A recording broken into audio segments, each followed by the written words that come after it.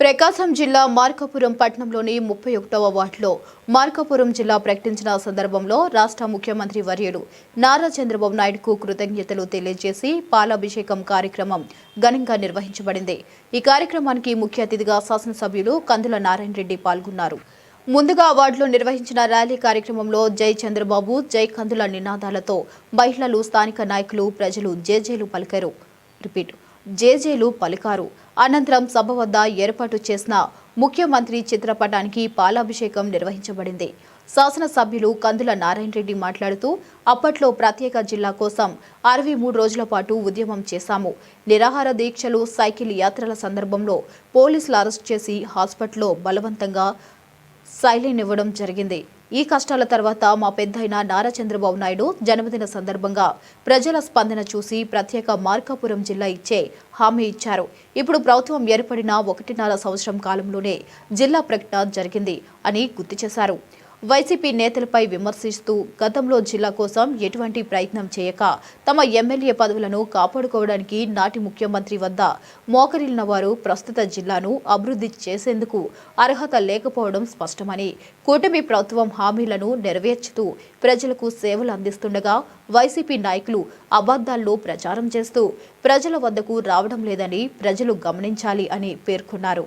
శాసనసభ్యులు భవిష్యత్తులో మార్కాపురం జిల్లా విస్తరణ, నీటి, రోడ్డు, వైద్య, విద్య, పరిశ్రమల అభివృద్ధులతో పాటు రైతుల భూముల విలువ పెరుగుతుందని, నిరుద్యోగులకు ఉద్యోగాలు వస్తాయని, ముఖ్యమంత్రి చంద్రబాబు సూపర్ పాలన ద్వారా రాష్ట్రంలో హామీలు నెరవేరుతున్నాయన్నారు తెలియజేశారు।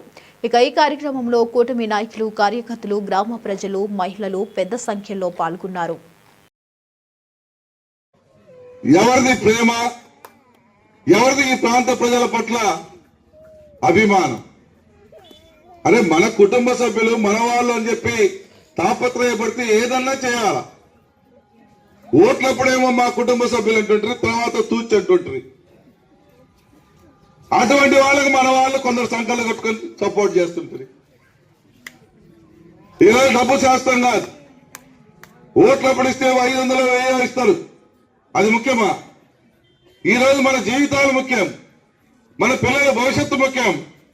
జీవితాంతం మన పిల్లలు గుర్తుండిపోయేలా మన ప్రాంతానికి ఒక 5-6 కంపెనీలు తీసుకొచ్చి మన వాళ్ళకు ఉపాధి చూపించడం ముఖ్యం। మనం అందరం బాగుపడటం ముఖ్యం। ఈరోజు చూస్తా ఉన్నాం, రోజుకు 10 నుంచి 15 వేల మంది మహిళలు పల్లెలకు పోతున్నారు పత్తి బీగడానికి, మిరప బీగడానికి, శనగలు బీగడానికి। ఎక్కడైనా కానీ పల్లెల నుంచి టౌన్కి వస్తారు, ఏదైనా దొరుకుతుందేమో పాపం పని చేసుకుందామని। పాపం మన కర్మ, మన ఇబ్బంది ఏంటో, మన దరిద్రం ఏంటో ఇది ఉల్టా అయింది।